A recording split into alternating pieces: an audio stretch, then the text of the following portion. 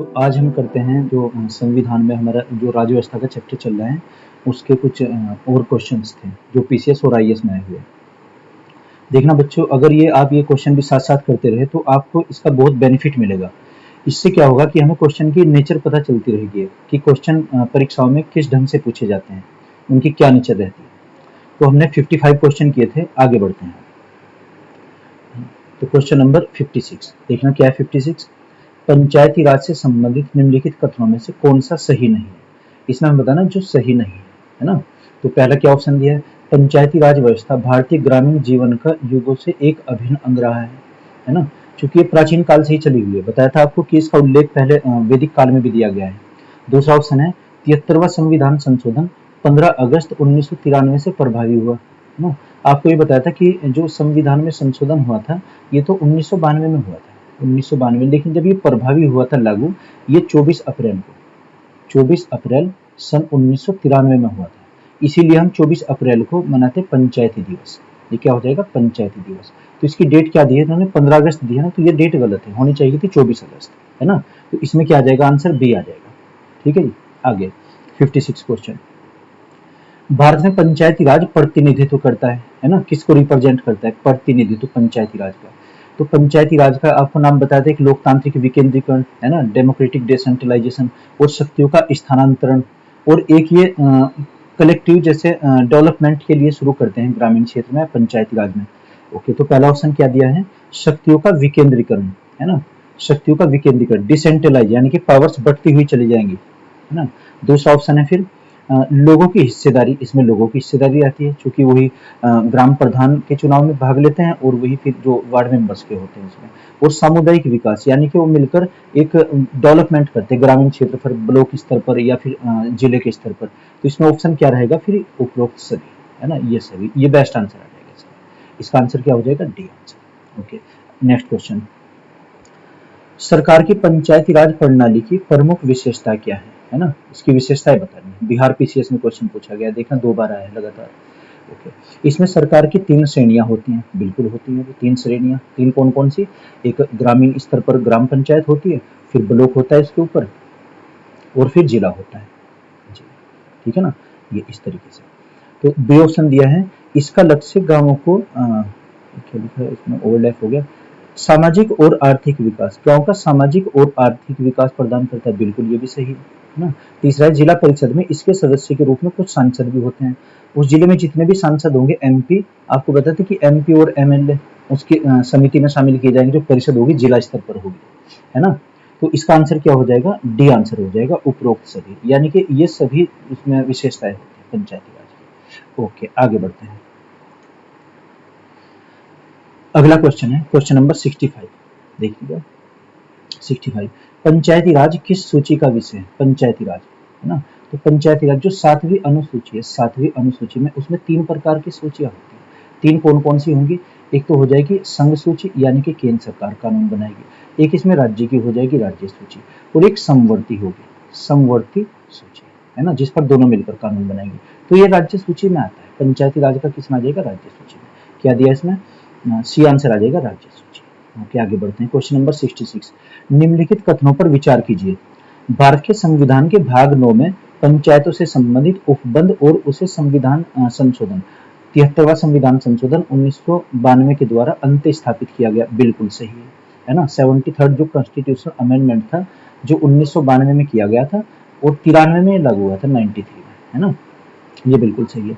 दूसरा क्या है, भारत के संविधान के भाग 9 में नगर पालिकाओं से संबंध तथा अनुच्छेद 243 ए के अनुसार प्रत्येक राज्य के लिए 2 प्रकार की नगर पालिकाएं हो सकती हैं।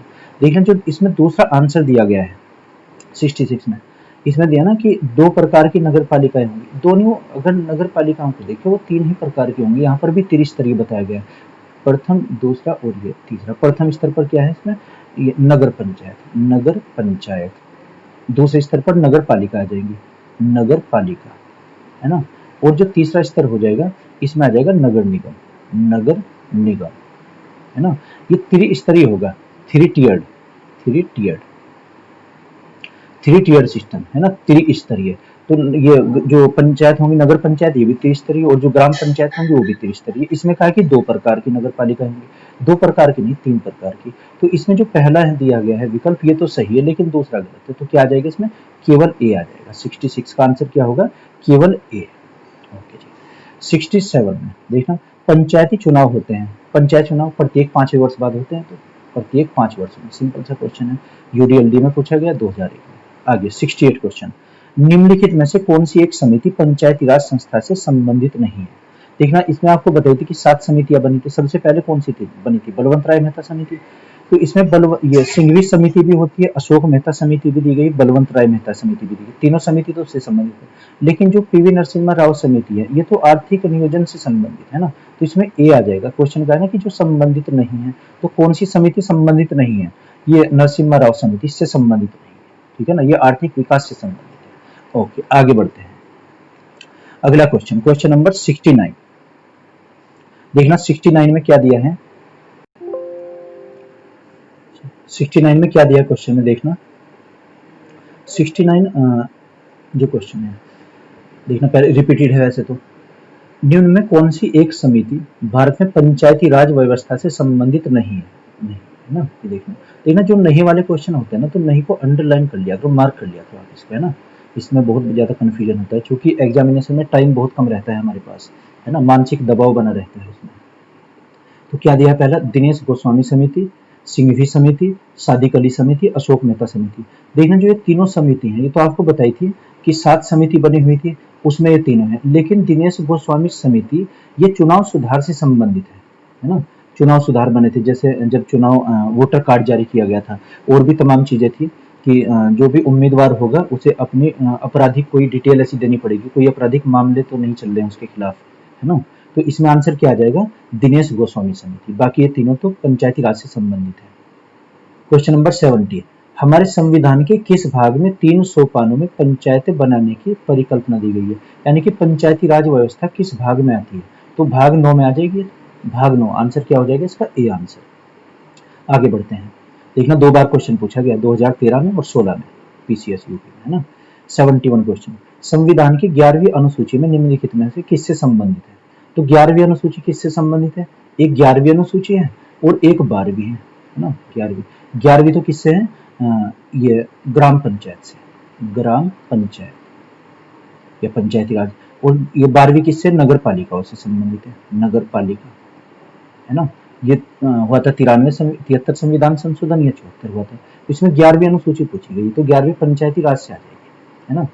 यूपी पीसीएस में पूछा गया 2014 में। देखना दोनों क्वेश्चन अगर देखें ना, बल्कि ये तीनों 2014 में आया ये क्वेश्चन, और 69 भी 2014 में पूछा गया उत्तर प्रदेश पीसीएस में, और जो उत्तर प्रदेश पीसीएस में 2013 और 16 में पूछा गया 70। तमाम ये क्वेश्चन हमारे सब पढ़े हुए हैं। तो एक बार आप वीडियो देख लीजिए, उसके बाद में फिर क्वेश्चन आपको टैली करने हैं। ये देखना है आपको, ये जांचना है कि जो हम पढ़ रहे हैं वीडियोज पर कहीं वो आउट ऑफ ट्रैक तो नहीं हो रहा है।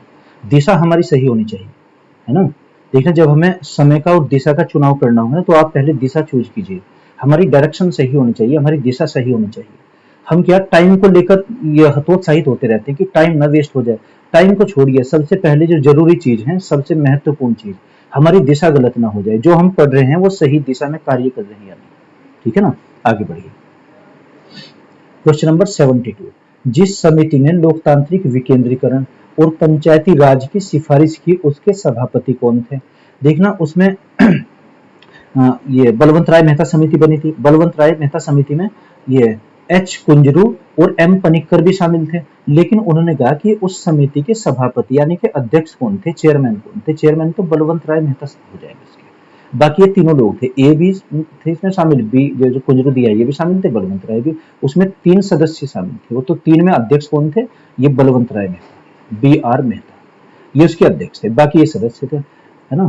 तो इसका आंसर क्या आ जाएगा? डी। 73 क्वेश्चन, भारत में महिलाओं के लिए स्थान आरक्षित है किसमें? 1/3 भाग जो सुरक्षित है पहले, यानी कि 33.33%।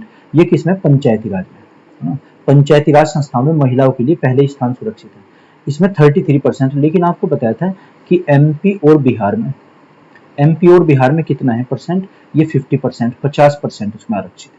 आगे बढ़िए। क्वेश्चन नंबर 74, पंचायत समिति के सदस्य। देखना पंचायत समिति क्या होती है, जैसे हमने त्रिस्तरीय सोपान पढ़ा था। दूसरे नंबर पर कौन था? ब्लॉक, है ना। ब्लॉक था, ब्लॉक को किस नाम से जानते हैं? या तो क्षेत्रीय पंचायत, इसका नाम क्या हो जाएगा? क्षेत्रीय पंचायत। राइटिंग अभी साफ नहीं हो पा रही, धीरे धीरे हो जाएगी। लेकिन एक तो क्षेत्रीय पंचायत, और इसी का नाम था पंचायत समिति। पंचायत समिति ये दो नामों से जानी जाती है, पंचायत समिति, है ना।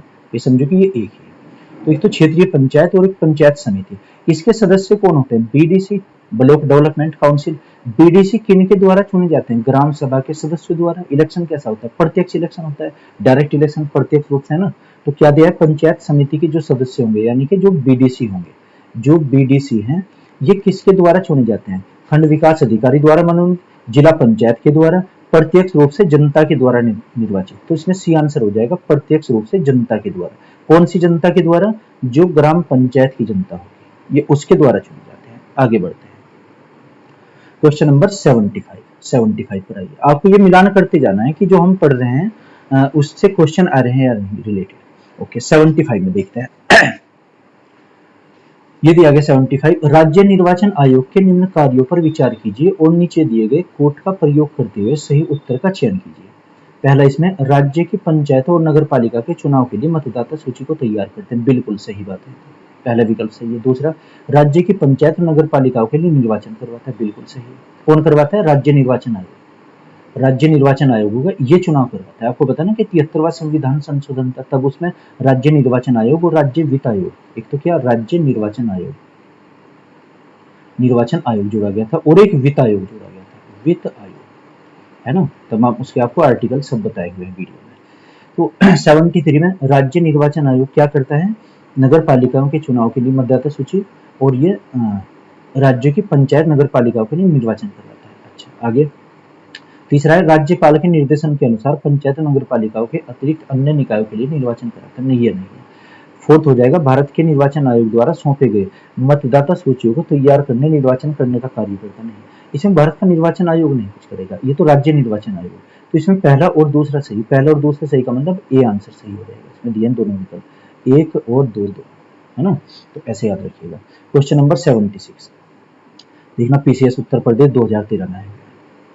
निम्नलिखित में से कौन सा राज्य सरकार और स्थानीय शासन के बीच में राजस्व बंटवारे के लिए उत्तरदायी है? जो धन का बंटवारा करता है ना। देखना, केंद्र के बीच में, केंद्र और राज्यों के बीच में धन का बंटवारा तो करता है केंद्रीय वित्त आयोग, है ना। और लेकिन जो राज्यों के बीच में धन का बंटवारा करता है राज्य वित्त आयोग करता है, यानी कि राज्य सरकार और स्थानीय स्वशासन। स्थानीय स्वशासन का मतलब जिसमें ग्राम प्रधान और ये आ जाएंगे। समझिए इसको ऐसे कि एक गांव के प्रधान को कितना धन चाहिए, ये राज्य वित्त आयोग उसके बीच में धन का बंटवारा करेगा। तो आंसर क्या आ जाएगा? राज्य वित्त आयोग, जो हम किसमें पढ़ते हैं? आर्टिकल नंबर 243 के में पढ़ा था, राज्य वित्त आयोग, है ना। आगे आइए, 77 सूची 1 और 2 को मिलान कीजिए। देखना, बलवंत राय मेहता समिति ने क्या प्रस्तुति की थी, क्या अपनी रिकमेंडेशंस दी थी? ये थी कि त्रिस्तरीय होना चाहिए, है ना, हमारा ये ग्राम पंचायत। और अशोक मेहता ने कहा था कि द्विस्तरीय होनी चाहिए, 2 टियर्ड होनी चाहिए, है ना। सिंघवी समिति ने क्या था कि स्थानीय स्वशासन यानी कि ग्राम पंचायत पद्धति संबंधित थोड़े बहुत सुधार करने की कोशिश की थी। और जो राव समिति है ना, वीआर राव समिति, प्रतिनिधित्व के तरीके में सुधार, यानी कि उनका कोई क्रिमिनल बैकग्राउंड ना होना चाहिए ऐसे। तो ए में क्या आ जाएगा? सेकंड, और बी में फर्स्ट आ जाएगा। ए में सेकंड और बी में फर्स्ट, क्या आंसर आ जाएगा इसका? सी आंसर आ जाएगा, है ना। इसमें सी आंसर ये हो जाएगा, ये मिलान करने पर। तो इस तरीके से हम 1 बाय 1 क्वेश्चन करते जाएंगे। आगे बढ़ते हैं, क्वेश्चन नंबर 78 देखना। 78 में क्या दिया है? संविधान के 73वें और 74वें संशोधन निम्न में से किसके सर्जन के लिए? 73वां किससे? ग्राम पंचायत से, 74वां नगर पालिकाओं से, है ना। तो क्या आ जाएगा? हाँ, और उसमें एक और भी बात की गई थी कि राज्य निर्वाचन आयोग और राज्य वित्त आयोग, बताया था ना कि ये दोनों आ जाएंगे इसमें, राज्य वित्त आयोग भी और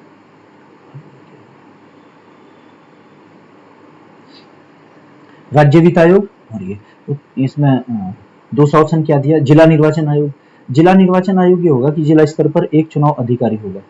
और फोर्थ दिया है राज्य संपत्ति कर वसूल। देखना, इनको ऐसे वो नहीं वो दिया गया कि टैक्स भी वसूलेंगे। टैक्स वसूलना एक टैक्स विभाग का अलग से टैक्सेशन का काम है।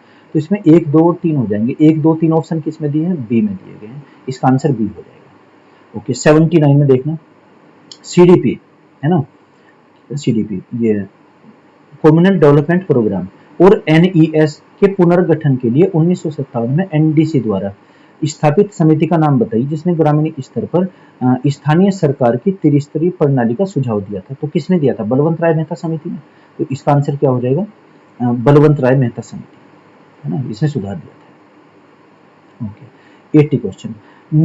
किस राज्य सरकारों ने 2010 तक स्थानीय निकायों में महिलाओं के आरक्षण के लिए 50% रिजर्वेशन रखा था? 50%।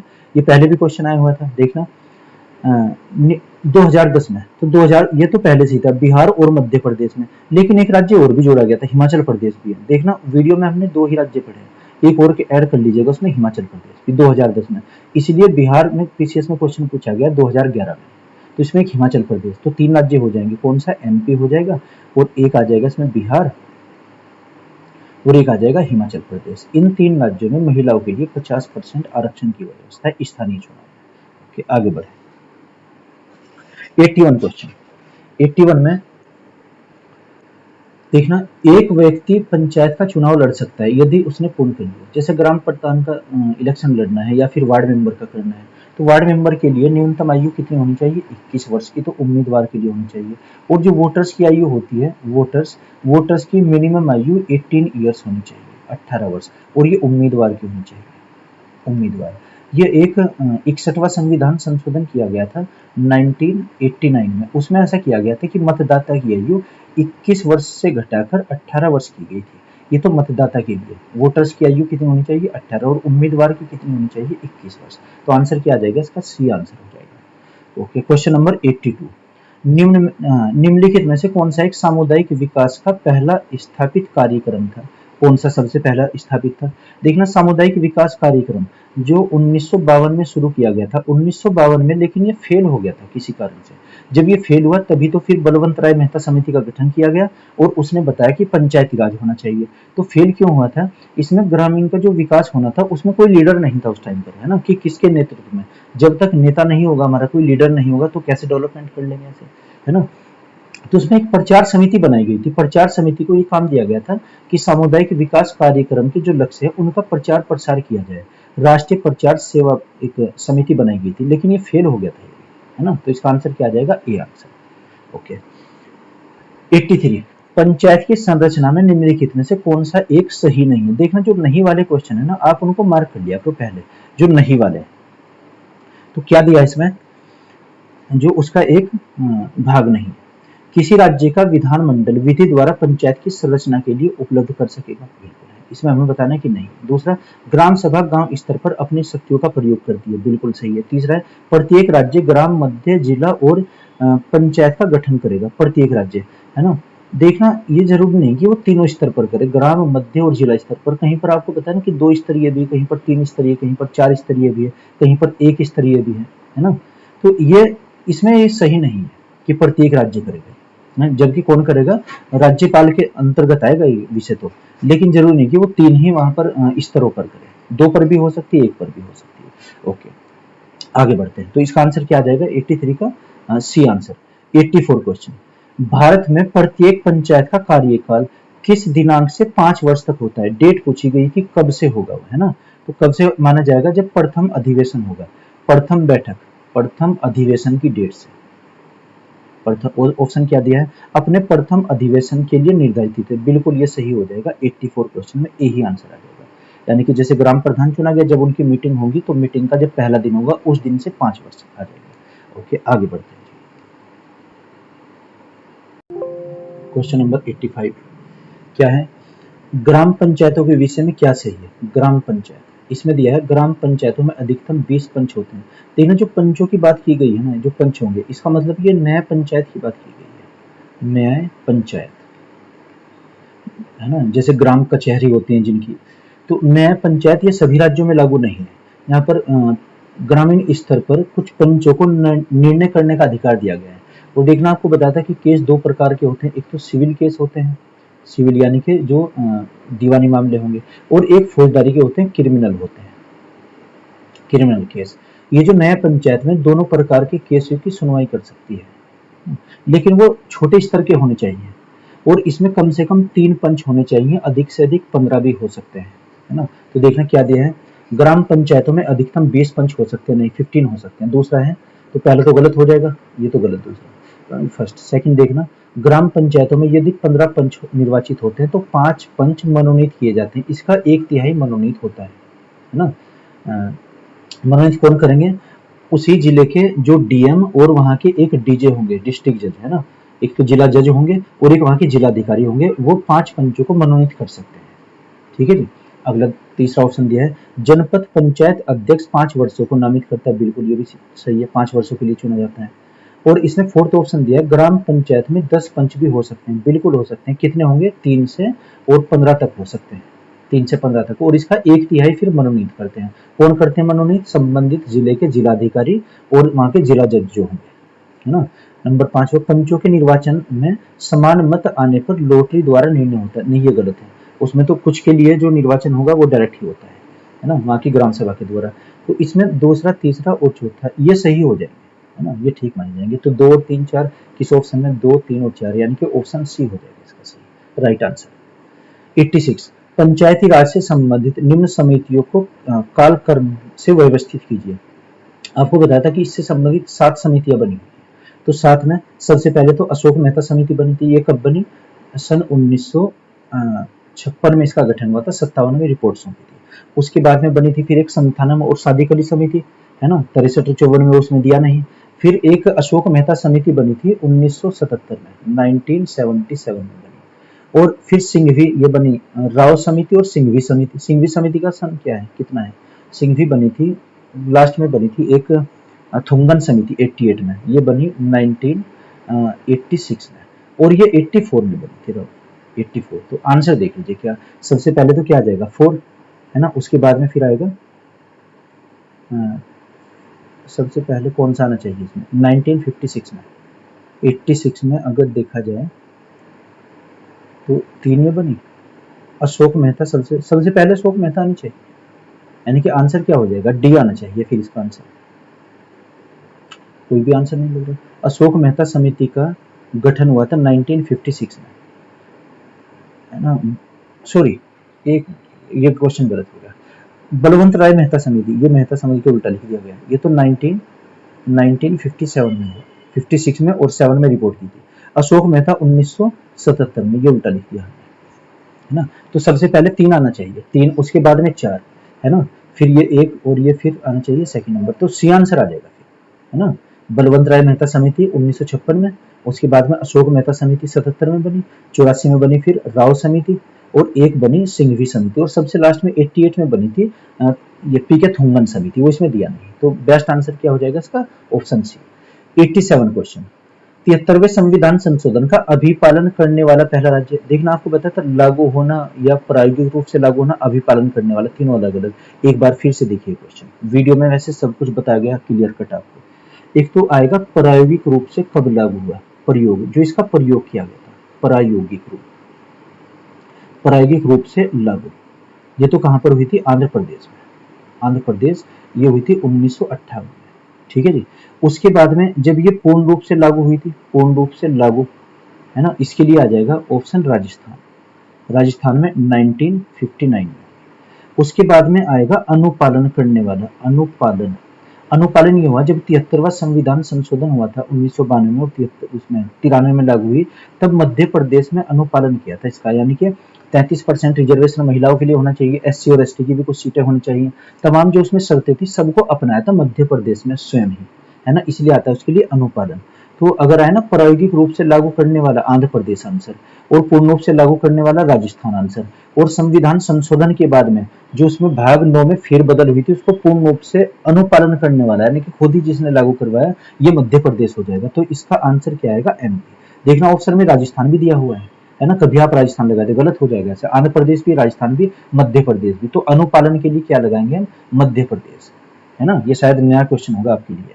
ओके, 88 में, राज्यों के निम्नलिखित में से किस समूह पर पेशा पंचायत ये होती है, कानून होता है पेशा, है ना, मेरे सन एग्जैक्ट मेरे याद नहीं आ रहा है, तो उसमें था कि यहाँ पर अनुसूचित जो भी क्षेत्र होंगे ना, यानी कि 8वीं जनजाति जहाँ पर आदिवासी लोग रहते हैं, तो आदिवासी लोगों के लिए वो अपने क्षेत्र में विस्तार नहीं कर सकते। हालांकि ये करने का अधिकार उसके राज्यपाल के पास है, लेकिन वो ऐसा नहीं करेंगे। कौन कौन से राज्य? असम में, मेघालय में और तमिलनाडु में वो नहीं कर सकते ऐसा, है ना, वहां पर ये कानून लागू नहीं है। तो खैर हमने ये वीडियो में नहीं पढ़ा था, इसको अलग से नोट कर लीजिएगा आप 88 को। आगे बढ़ते हैं, क्वेश्चन नंबर 89। देखना 89 क्वेश्चन क्या है। भारत के पंचायती राज व्यवस्था का वास्तुकार कौन था? वास्तुकार, डिजाइनर या शिल्पीकार, है ना, बलवंत राय मेहता, B.R. मेहता। और अगर है ना कि इसका जनक कौन था, तब हम लगाएंगे अंग्रेज अधिकारी कौन थे? लॉर्ड रिपन, है ना। लॉर्ड रिपन को तो जनक कहते हैं, फादर ऑफ पंचायती राज, और इनको हम कहेंगे आर्किटेक्ट, वास्तुकार या शिल्पीकार, है ना। ये क्या आ जाएगा? बलवंत राय मेहता। ठीक है जी, आगे बढ़िए। 90, भारतीय संविधान की 11वीं अनुसूची पंचायतों के लिए कुल कितने विषय निर्धारित किए गए हैं? आपको बताया था कि जो 11वीं अनुसूची, 11वीं में तो पंचायती राज लिखा हुआ है, इनके लिए 29 सब्जेक्ट होंगे, विषय होंगे। विषय यानी कि ग्राम पंचायत 29 विषयों पर कानून बना सकती है। और 12वीं अनुसूची जो है ये किससे, नगर पालिकाओं से संबंधित है, वो 18 विषयों पर कानून बना सकती है। 18 विषय, है ना। तो क्या आ जाएगा इसमें? 29 सब्जेक्ट। ये तो उसमें पूछा है 11वीं अनुसूची में, यानी कि पंचायत, लोअर पीसीएस में 2015 में क्वेश्चन। 91, पंचायती राज व्यवस्था का मूल उद्देश्य क्या सुनिश्चित करता है ना। जन भागीदारी, राजनीतिक जवाबदेही, है ना, या इसमें दिया है एक लोकतांत्रिक विकेंद्रीकरण, ये भी करता है लोकतांत्रिक। वित्तीय संग्रहण, ये नहीं करता है। तो फाइनेंशियल जो ये क्राइसिस होंगे या उनको नीड्स होगी फाइनेंशियल, वो नहीं हो तो राज्य सरकार करती है। तो क्या आ जाएगा इसमें? एक तो जन भागीदारी करता है, यानी कि कोई भी भागीदारी बन सकता है इसमें, ग्राम प्रधान है, चाहे आप उसमें चुनाव ले लीजिए, कोई भी लड़ सकता है। और एक लोकतांत्रिक विकेंद्रीकरण, यानी कि राजनीतिक जवाबदेही नहीं, वो नहीं कि सरकार अपना इंटरफेयर करेगी, है ना, राजनीतिक रूप से नहीं लड़ा जाएगा इलेक्शन। और एक वित्तीय संग्रहण, ये भी राज्य सरकार करती है। तो इसके दो आ जाएंगे, 1 और 3। 1 और 3 के लिए सी आंसर आ जाएगा, बेस्ट आंसर। ओके, आगे बढ़ते हैं। 92, विकेंद्रीकरण प्रणाली की सिफारिश किसने की थी? विकेंद्रीकरण, डेमोक्रेटिक डिसेंट्रलाइजेशन, यानी कि पंचायती राज का एक ये भी नाम है। तो बलवंत राय मेहता समिति। तो क्या आ जाएगा इसका? सी आंसर आ जाएगा। 93 में देखना, बिहार पीसीएस में 2015 में क्वेश्चन पूछा गया है। ओके तो आगे बढ़ते हैं। 93, निम्नलिखित में से कौन पंचायतों को वित्तीय स्थिति का पुनर्विलोकन करने के लिए वित्त आयोग का गठन करता है? वित्त आयोग का गठन कौन करता है? प्रत्येक 5 वर्ष होगा। केंद्रीय स्तर पर राष्ट्रपति महोदय करते हैं, राज्य स्तर पर राज्यपाल महोदय करते हैं। तो क्या दिया है? राज्य का मुख्यमंत्री, राज्य के वित्त मंत्री, राज्य का राज्यपाल। सी आंसर आ जाएगा। राज्य का राज्यपाल प्रत्येक 5वें वर्ष करता है। ये आर्टिकल किसमें हमने पढ़ा था? 243 के में आ जाएगा, है ना। आगे बढ़ते हैं। 94, संविधान के अंतर्गत पंचायतों में महिलाओं को 1/3 प्रतिनिधित्व की गारंटी कौन देता है ना, जो उसमें आरक्षण आएगा। तो आपको बताया था कि उसमें था अनुच्छेद 243 डी में आ जाएगा। 243 डी का मतलब गैर है ना, बी आंसर आ जाएगा इसका, 94 का बी आंसर, है ना। आगे आइए। 95, ग्राम सभा का अभिप्राय क्या है? ग्राम सभा, है ना, इसका अभिप्राय, एक ग्राम पंचायत क्षेत्र के लोग, जिला अधिकारी के अनुसूचित विशिष्ट लोग, और एक ग्राम स्तर के पंचायत क्षेत्र निर्वाचक नामावली। देखना ग्राम सभा में कौन होंगे? जो ग्राम स्तर पर निर्वाचक नामावली में जिनका नाम है, यानी कि जो लोग वोटर लिस्ट में होंगे, जो वोटर लिस्ट में जिनका नाम होगा वही इसमें शामिल हो जाएंगे। और एज कितनी होनी चाहिए? 18 वर्ष से अधिक के होने चाहिए, वोटर लिस्ट में नाम होना चाहिए। जिनका नाम वोटर लिस्ट में हो जाएगा वो क्या हो जाएंगे? ग्राम सभा हो जाएंगे। आगे 96 क्वेश्चन, निम्न में कौन सा तृणमूल लोकतंत्र, है ना, से संबंधित है? तृणमूल लोकतंत्र यानी कि ग्रास रूट डेमोक्रेसी, जो नीचे लोअर तबके पर होता है ना। तो 96 में ऑप्शन क्या दिए गए हैं? लोकपाल, पंचायती राज पद्धति। पंचायती राज सबसे बेस से है, बिल्कुल नीचे से, है ना, ग्रामीण स्तर पर। और अगर कोई गांव की परिभाषा पूरी नहीं करता ग्राम की, उसे दूसरे प्रधान के साथ में अटैच कर दिया जाएगा। तृणमूल का मतलब क्या होता है? बिल्कुल बेसिक चीज, है ना, ग्रास रूट जिसको बोलते हैं। सबसे नीचे स्तर पर कौन सा है? पंचायती राज। तो बी आंसर आ जाएगा 97 में। राज्य वित्त आयोग क्या है? एक विधिक संस्था, संवैधानिक संस्था, ये क्या दिया? संवैधानिक, ये असंवैधिक दिया है। उपयुक्त में से कोई नहीं। तो देखना 97 में इसका तो उल्लेख है, कहां पर है? राज्य वित्त आयोग का 243 के। देखना क्वेश्चन बहुत आ रहा है, राज्य वित्त आयोग वाला के में, इसका मतलब संवैधानिक संस्था है, संविधान में उल्लेख है इसका। जिसका संविधान में उल्लेख है संवैधानिक, जिसका उल्लेख नहीं है वो गैर संवैधानिक, है ना। 98, पंचायती राज व्यवस्था अपनाई गई है ना, पंचायती राज व्यवस्था। ये ऑप्शन है लोगों की राजनीतिक जागरूकता प्रदान करने के लिए, लोकतांत्रिक शक्तियों का विकेंद्रीकरण करने के लिए। देखना पहले भी क्वेश्चन रिपीट हुआ है, 2016 यूपी पीसीएस में क्वेश्चन आया। तो आंसर क्या हो जाएगा इसका, लोकतंत्र की शक्तियों का विकेंद्रीकरण के लिए। क्वेश्चन नंबर 99, निम्नलिखित में से कौन पंचायतों की संरचना के बाबत उपबंध करने के लिए अधिकृत है, कौन अधिकृत करता है ना। तो ऑप्शन क्या है, राज्य का राज्यपाल, राज्य का विधानमंडल, और राज्य ये भारत की संसद, और भारत का राष्ट्रपति दिया है। तो राज्य का विधानमंडल के किस राज्य में या किस क्षेत्र में कैसी वहां पर व्यवस्था करनी है ना। तो पंचायतों की संरचना का ये अधिकार किसको है करने में, राज्यों के विधानमंडल, यानी कि जिसमें विधानसभा और विधान परिषद आ जाएंगे, विधानसभा और विधान परिषद। ओके, आगे बढ़ते हैं। देखना ज्यादातर जो क्वेश्चन है ना वो पढ़े हुए हमारे, है ना, वीडियो एक बार देख लीजिए आप इनकी दोनों। क्वेश्चन नंबर 100 में क्या दिया है, पंचायत चुनाव में अनुसूचित जातियों के लिए पदों का आरक्षण किस राज्य में लागू नहीं है, जो आरक्षण नहीं दिया जाता है ना। क्वेश्चन नंबर 100 देखना, आरक्षण एक तो दो राज्यों में नहीं है, एक तो पूर्वोत्तर के राज्य अरुणाचल प्रदेश में, एक शायद और भी है मिजोरम या कोई है, मणिपुर का कुछ क्षेत्र है। तो उत्तर प्रदेश में दिया जाता है, असम में भी, हरियाणा में भी, अरुणाचल प्रदेश में नहीं। तो इसका आंसर क्या आ जाएगा, अरुणाचल प्रदेश। और सबसे अधिक कहां पर दिया जाता है, बिहार में और एमपी में। एमपी और बिहार में ये सबसे अधिक है 50%, अदर स्टेट में कितना 33%। तो इसका आंसर क्या हो जाएगा, अरुणाचल प्रदेश, इसमें नहीं दिया जाता है यहाँ पर, है ना। क्वेश्चन नंबर 101 101 पर, भारतीय संविधान के अनुच्छेद 243 देखना 243 के अनुसार सरकारी समिति के निदेशकों की अधिकतम संख्या कितनी हो सकती है। जो सहकारी समितियां हैं, है ना, जो ये लोअर क्षेत्र पर जो मदद करती हैं लोगों की, है ना, सहायता, वित्तीय सहायता भी करती है, उनके बारे में पूछा गया है। 101 क्वेश्चन है। तो इसमें नगर पालिकाएं भी आ जाएंगी, जेड वाला जो बताया था। तो उनकी मिनिमम जो अधिकतम जो संख्या होगी 21 हो जाएगी कि अधिकतम संख्या, है ना, जो सहकारी समिति बनेगी। इसके लिए सहकारी आंदोलन भी होता है, संख्या कितनी होगी 21, ये याद रखिएगा, अलग से क्वेश्चन है, शायद ये वीडियो में हमने डिस्कस नहीं किया था। क्वेश्चन नंबर 102 102, निम्नलिखित में से किसे भारत में स्थानीय स्वशासन का जनक माना जाता है। जनक कौन है, देखना क्वेश्चन रिपीट हो गया ना, आपको बताया था कि इसका डिजाइनर कौन है, वास्तुकार कौन है और जनक कौन है। तो जनक के लिए लॉर्ड कैनिंग। तो लॉर्ड कैनिंग ने सबसे पहले पंचायती राज स्थायी बनाया था ब्रिटिश काल में, और वित्तीय सहायता भी पहुंचाई थी, है ना। ये कब की बात है, 1882 किया गया था ऐसा। ठीक है जी, आगे बढ़ते हैं 103 में, निम्नलिखित कथनों पर विचार कीजिए। आईएएस में क्वेश्चन है 2016 में, है ना। 103 क्वेश्चन, क्या किसी भी व्यक्ति के लिए पंचायत का सदस्य बनने के लिए न्यूनतम आयु 25 वर्ष होनी चाहिए, है ना, 25 वर्ष नहीं 21 वर्ष होनी चाहिए। तो ये तो गलत हो गया इसमें, पहला तो ऑप्शन गलत है। दूसरा, पंचायत के समय पूर्व भंग होने के बाद पुनर्गठित पंचायत केवल अवशिष्ट समय के लिए ही जारी की जाती है। अवशिष्ट का मतलब शेष समय के लिए। मान लीजिए पंचायत 5 वर्ष के लिए चुनी गई, और समझो किसी कारण से 2 वर्ष में हमने वहां का प्रधान को हटा दिया, यानी कि 3 वर्ष और बचे, 3 वर्ष शेष बचेंगे हमारे पास, शेष या अवशिष्ट। तो जो अगला प्रधान बनाया जाएगा वो शेष समय के लिए बनाया जाएगा, ये आंसर हो जाएगा इसका। तो इसमें दूसरा बिल्कुल सही है, पहला गलत है, दूसरा सही है। तो आंसर क्या आ जाएगा इसका, बी आंसर, है ना। जो वहां पर उपचुनाव होंगे वो शेष बची हुई अवधि के लिए होंगे। ठीक है बच्चों, आया समझ। ओके, आगे बढ़ते हैं। क्वेश्चन नंबर 104 104, महिलाओं को पंचायतों में आरक्षण भारत के संविधान के किस संशोधन द्वारा दिया गया। वही 73वां संविधान संशोधन पंचायतों में, है ना। 73वां कितना, 1/3 भाग, 1/3 भाग का मतलब 33.33%, है ना। 105 क्वेश्चन, ग्राम न्यायालय अधिनियम के संदर्भ में निम्नलिखित में से कौन सा कथन सही है। 2016 में देखना, आईएएस में पीछे भी क्वेश्चन आए 2016 में, और ये 2017 में है ना। टॉपिक बहुत इंपॉर्टेंट है, इससे बहुत क्वेश्चन पूछे जाते हैं, लगभग हर परीक्षा में क्वेश्चन आते हैं इसके। तो 105 क्वेश्चन में क्या